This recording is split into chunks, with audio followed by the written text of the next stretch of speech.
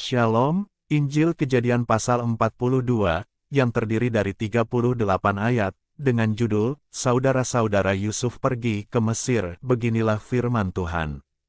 Setelah Yakub mendapat kabar, bahwa ada gandum di Mesir, berkatalah ia kepada anak-anaknya, mengapa kamu berpandang-pandangan saja? Lagi katanya, telah kudengar, bahwa ada gandum di Mesir, pergilah ke sana dan belilah gandum di sana untuk kita, supaya kita tetap hidup dan jangan mati. Lalu pergilah 10 orang saudara Yusuf untuk membeli gandum di Mesir. Tetapi Yakub tidak membiarkan Benyamin, adik Yusuf, pergi bersama-sama dengan saudara-saudaranya, sebab pikirnya, jangan-jangan ia ditimpa kecelakaan nanti. Jadi di antara orang yang datang membeli gandum terdapatlah juga anak-anak Israel, sebab ada kelaparan di tanah Kanaan. Sementara itu Yusuf telah menjadi mangkubumi di negeri itu, dialah yang menjual gandum kepada seluruh rakyat negeri itu. Jadi ketika saudara-saudara Yusuf datang, kepadanyalah mereka menghadap dan sujud dengan mukanya sampai ke tanah. Ketika Yusuf melihat saudara-saudaranya, segeralah mereka dikenalnya, tetapi ia berlaku seolah-olah ia seorang asing kepada mereka. Ia menegur mereka dengan membentak, katanya, "Dari mana kamu?" Jawab mereka, "Dari tanah Kanaan untuk membeli bahan makanan."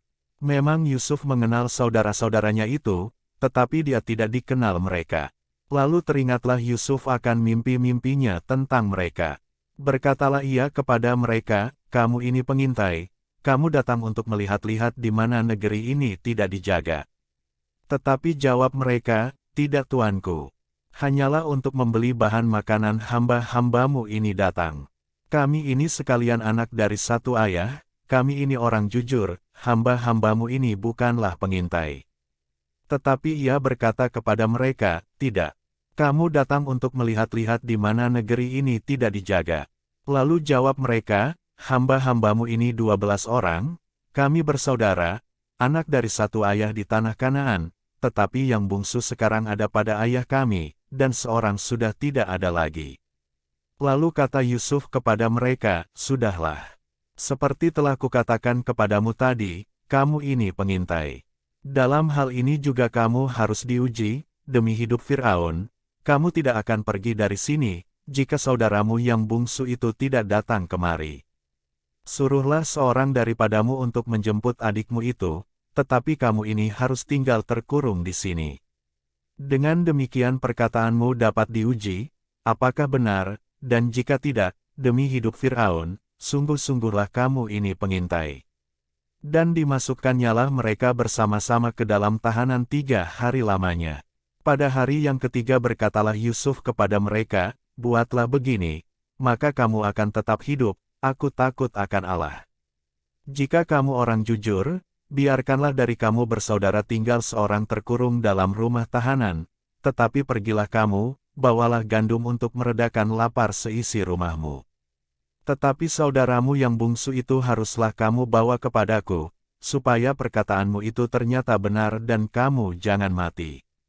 Demikianlah diperbuat mereka. Mereka berkata seorang kepada yang lain, "Betul-betullah kita menanggung akibat dosa kita terhadap adik kita itu, bukankah kita melihat bagaimana sesak hatinya, ketika ia memohon belas kasihan kepada kita, tetapi kita tidak mendengarkan permohonannya. Itulah sebabnya kesesakan ini menimpa kita." Lalu Ruben menjawab mereka, "Bukankah dahulu kukatakan kepadamu, janganlah kamu berbuat dosa terhadap anak itu? Tetapi kamu tidak mendengarkan perkataanku. Sekarang darahnya dituntut daripada kita." Tetapi mereka tidak tahu, bahwa Yusuf mengerti perkataan mereka, sebab mereka memakai seorang juru bahasa. Maka Yusuf mengundurkan diri dari mereka, lalu menangis. Kemudian ia kembali kepada mereka dan berkata-kata dengan mereka, ia mengambil Simeon dari antara mereka, lalu disuruh belenggu di depan mata mereka. Sesudah itu Yusuf memerintahkan, bahwa tempat gandum mereka akan diisi dengan gandum dan bahwa uang mereka masing-masing akan dikembalikan ke dalam karungnya, serta bekal mereka di jalan akan diberikan kepada mereka. Demikianlah dilakukan orang kepada mereka itu. Sesudah itu mereka pun memuat gandum itu ke atas keledai mereka, lalu berangkat dari situ. Ketika seorang membuka karungnya untuk memberi makan keledainya di tempat bermalam, dilihatnyalah uangnya ada di dalam mulut karungnya. Katanya kepada saudara-saudaranya, "Uangku dikembalikan, lihat, ada dalam karungku." Lalu hati mereka menjadi tawar dan mereka berpandang-pandangan dengan gemetar serta berkata, "Apakah juga yang diperbuat Allah terhadap kita?" Ketika mereka sampai kepada Yakub, ayah mereka, di tanah Kanaan, mereka menceritakan segala sesuatu yang dialaminya. Katanya, "Orang itu, yakni yang menjadi tuan atas negeri itu, telah menegur kami dengan membentak dan memperlakukan kami sebagai pengintai negeri itu. Tetapi kata kami kepadanya, kami orang jujur, kami bukan pengintai.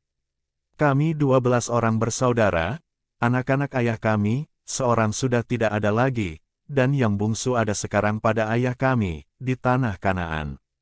Lalu kata orang itu, yakni yang menjadi tuan atas negeri itu, kepada kami, "Dari hal ini aku akan tahu, apakah kamu orang jujur, dari kamu bersaudara haruslah kamu tinggalkan seorang padaku, kemudian bawalah gandum untuk meredakan lapar seisi rumahmu dan pergilah.